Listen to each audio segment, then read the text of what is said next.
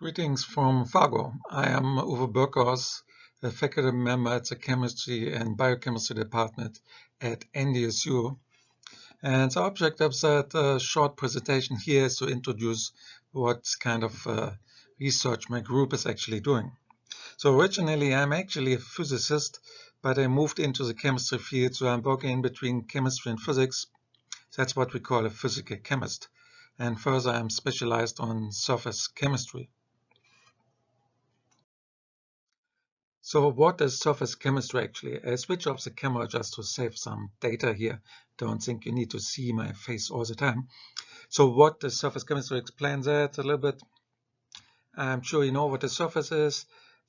That one here on the right is a pretty complicated one, actually biological surface. The cheese here is again proteins and meat, so complicated surface. We work more with these kind of inorganic surfaces. As shown here, the crystal can cut along that crystal in a well-defined direction and making a surface out of it. What you get looks like that here then eventually. And that picture is highlighting some features here. So these sites, what we call king sites. We have terrace sites and so on. So you know how a surface looks like. Then I'm pretty sure you have an idea what chemistry is. So that here chemistry, even biology, or that is used in biochemistry mostly, I would say, but that's a spectroscopic technique used in chemistry. So you have an idea what chemistry is also from high school. You have seen it there already. Now, if we combine these two together, surfaces and chemistry, then you know what we are doing. So we are interested in chemical reactions on surfaces. So organic chemists usually study chemistry going on in the liquid phase. So we are interested in the chemistry, which you can see if gases interact with solid surfaces. So we're interested in gas surface interactions, which is also called heterogeneous catalysis. In order to do that, we need a vacuum. So our experiments run in steel vessels, which are schematically here just shown as a box. And we have a really low pressure in this box, a 10 to minus 10 torr pressure. That is really low pressure if we compare it with the ambient pressure, which is usually around 780 torr or so. So the pressure in our experimental chambers is by 13 orders of magnitude smaller than the typical outside pressure.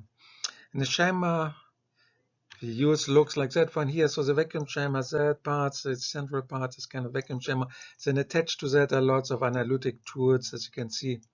That system is actually a new chamber, new vacuum experiment we just got as a donation actually. Now, how can we generate that kind of low pressure? So usually you start somewhere here, atmosphere pressure, 800 torr, 1000 torr, something like that.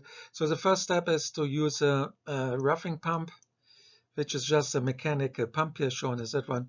You can use similar pumps also for pumping water on a farm or getting water in water towers or something like that. So with that, we may go down to 10 to minus 2, 10 to minus 3, even can go to 10 to minus 4, even for really good pumps like that. But that's not good enough, so we have to go another step, at least step 2. And in that step here, we use what's called a turbomolecular pump. These pumps have blades, and here these blades rotate very fast. They almost work like turbines on in a military jet or something like that. So they rotate very fast, these blades here, and they kick out the gas out of the vacuum chamber. And that way we can reach 10 to minus 10 millibar. 10 to minus 10 millibar is about the same pressure as what you would see outside of the space shuttle, or the pressure you have at an orbit where the satellites are looping around Earth. If we go farther to the moon or so, the pressure on the moon is even lower. I think I've seen estimates that the pressure on the surface of our Earth's moon is something like 10 to minus 20 millibar. So it's much, much lower actually than even here, the pressure we have here in a geostationary orbit or something like that. But it's good enough to run our experiments. Now that slide here shows a couple of applications which require vacuum. So there's some electronics applications, a little bit old-fashioned, but shown here because I think that looks kind of cool actually. So these are the old vacuum tubes which you may have seen in some old radios which your grandparents may have still used. So these are old-style transistors and diodes which were used to build electronics back in the day. So also not really current anymore. These this large TV screens. I think everybody's using now different screens. But these screens also had a vacuum because the picture which was drawn on these screens used an electron beam, right? And electrons wouldn't make it very far in atmosphere, so you have to drop down the pressure. So you can actually use a little electron gun to plot a picture here on the screen. So there's still today application, specialty application for these kinds of substances still in use. Now, the engineering style applications such as coatings of tools which require something like 10 to the minus 6 millibar torr, so millibar and torr is almost the same. So you need that kind of pressure to have surface coatings made on these tools, for example. Even households application, food wrapping, something like that, requires a vacuum in that range here, which you have for sure seen to keep food fresh, can remove the air out of it. Now we are more interested in research application, which are shown here. So that thing here is a so-called Shanatron. Shanatron has single electron detectors. Almost one can push them down to the sensitivity, which comes close to pretty much close to being able to detect a single species, single ion or single electron. So that is kind of an amplifier for electrons here. So the electron comes in here, will be amplified, and it can measure current here. So these systems require vacuum because the electron beam electrons would be scattered too much in atmosphere. Now I would like to show you some of my gizmos. So that here's an electron gun, originally from an old TV, but the electron guns we use for science applications look pretty much the same. So the next thing here is a Shanatron, which you also have seen on the slide. So that is a detector. They are very sensitive, so you can detect really small numbers of ions or electrons. It's a kind of an amplifier for particles. The other thing I want to show you is a gauge, an ion gauge. So that is a glass one here. So that's the thing we use to measure the pressure in a vacuum chamber. We don't really use glass versions anymore. You can get a steel one which basically looks the same in the inside.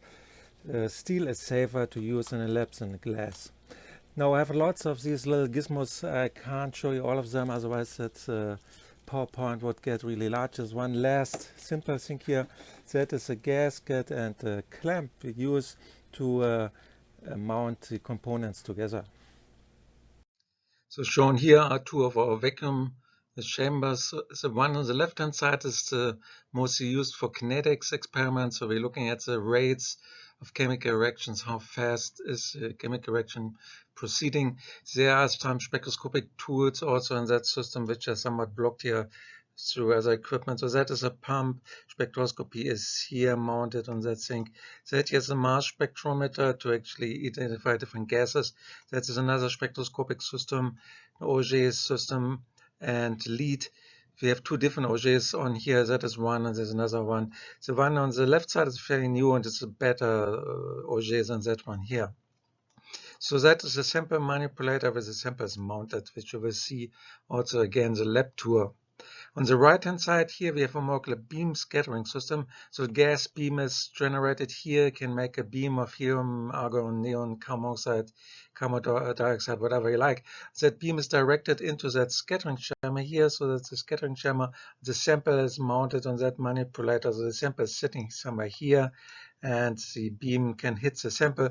Then we can analyze the backscattered gas with a mass spectrometer, which is mounted here. There's another one in line of sight to the beam. There's also spectroscopy on that chamber, an X-PAS system, and another Auger system. We have some gas dosers here to dose atomic hydrogen, to dose metals on the chamber, and so on. There's some valves in here which automatically shut down the system because we have plenty of power outages here, so making sure that we can keep the vacuum in that kind of situation. We have some safety features built in the system. I talked a lot about vacuum chambers and why we need those. Another question perhaps maybe the most interesting one is what kind of chemistry actually looking at in these vacuum chambers. So one out of many examples is shown here. We are looking underneath of a car. What you can see is the so-called three-way catalyst, which is mounted here. That is cleaning up the exhaust gas that comes in from the engine here. Then it's cleaned up inside of that catalyst and goes out of the tailpipe. So you can see a wheel here. So we are looking underneath of a car and look at the catalyst. So I think it's called three-way catalyst because it's catalyzing three major reaction pathways. I don't explain all of them here, but one of the reaction pathways is the carbon monoxide oxidation. So one could convert carbon monoxide, which is generated in the combustion process in the engine, but could convert it into CO2 gas also as in a gas phase reaction using molecular oxygen. But then you need really fast carbon monoxide molecules hitting oxygen molecules, so you have a collision type reaction which is forming the CO2 gas. And there's a smarter way to do that. Instead of a gas phase reaction, you can look at a gas surface reaction, which is shown here. So we would zoom into the catalyst here using electron microscopes, and we would see that the catalyst consists of a support, which is usually metal oxide, porous metal oxide structure in that case, and then we have some small nano-sized metal particles on substrate. So the metal particle is the catalytically active part here. So also that system takes in oxygen from the outside air, but it breaks the oxygen molecules and oxygen atoms. So we get 2 atoms here per oxygen molecule. And oxygen atoms are a lot more reactive than the molecular oxygen, which is used in the gas phase. So the atomic oxygen then reacts with the carbon monoxide, which also absorbs on the catalyst, and it's forming CO2. So we are taking in CO2 from the combustion and converting it into CO2. Now, CO2 is also not so great. We know that meanwhile it's a greenhouse gas, but CO is a lot more toxic than CO2. So it does make sense for that application to convert here the toxic CO to the less toxic CO2. And we are reducing here what's called an activation energy using the catalyst. And that's why the catalyst is a smarter way or better way than a gas phase reaction for that kind of reaction here. So what is an activation energy? So we're going from a reactants, oxygen plus carbon monoxide to the from here reactants to the products, right? So we can do that the hard way, going over the mountains here, gas phase reaction using a large kinetic energy of species in a gas phase, and end up here from the reactant side to the product side. Or we can do that in a smarter way using different reaction pathway, letting the catalyst break the bonds of the oxygen rather than the collision process breaking the bonds. So we're going along a different reaction pathway, and that reaction pathway has a small activation energy. So the height here is smaller. So the activation energy is the barrier we have to surmount if we go from the reactants to the products. The catalyst is reducing the activation energy and makes the process more efficient and makes the process faster. So that here's my last slide before I go on a lab tour together with you. So that picture here, that slide shows a couple of samples we looked at, a couple of catalysts. So that one here is a system we got from a Weizmann Institute. My colleagues there, Reserve 10 is the group leader there. And you can see a little tube. So there's an electron microscopy image that shows molybdenum disulfide nanotubes. And that is a catalyst used to clean up fuels. It's a so-called desulfurization catalyst, so they're removing the sulfur impurities out of fuels. Another system here, which is a photocatalyst we got from a group in Germany, is from Patrick Smuke's group. And these are also nanotubes if we look at here, but the diameter is much larger than for the samples we got from a reserve, but they're still called nanotubes.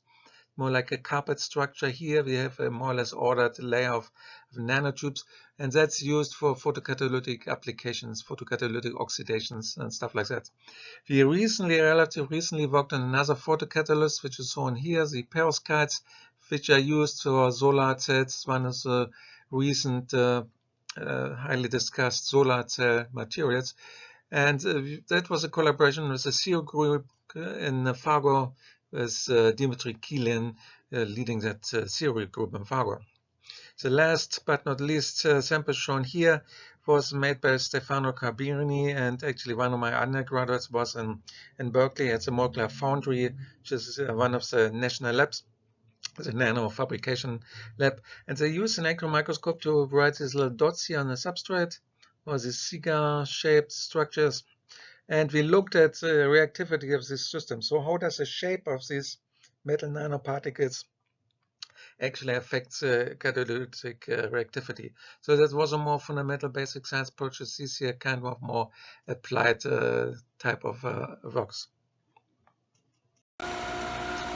I will add the lab tour to that later. And I start at the bottom here. You can see one of these rubbing pumps. Here's another one on the other side. So I go a little up and higher. You can see the lower vacuum chamber. And now you see the top vacuum chamber with another pump here located on it, attached to it. And if I go higher, you can see the manipulator where the sample is mounted on.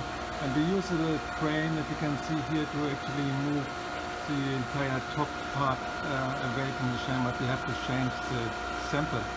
Here is another pump you can see on that side, a little bit blocked. Lots of cable and tubing also. Now I walk you through our second vacuum chamber. I start again showing some pumps. That is a compressor. Actually, you can see that we have really large pumps connected to that system because it's a more beam scattering system which has a larger gas load. Now you see the table here, and that is now the vacuum chamber, scattering chamber. It has also a manipulator on top, as you can see here. On that side here, that is a spectroscopic tool for OJ spectroscopy and X-ray photoelectron spectroscopy. On the left side, so you can see some pumps here. But the main thing on the left side, if I move around here, is the beam scattering system. You can see that chamber where the gas beam is formed. I have a few questions here with the main purpose to check whether or not you actually listen to my little presentation here. So please email your answers back to me. Email address is given here. That is the end of my little presentation. I have to say bye-bye. I should maybe apologize for the wired hairstyle here due to the coronavirus. I'm a little late on my haircut. So I hope you enjoyed it, and I say bye-bye now.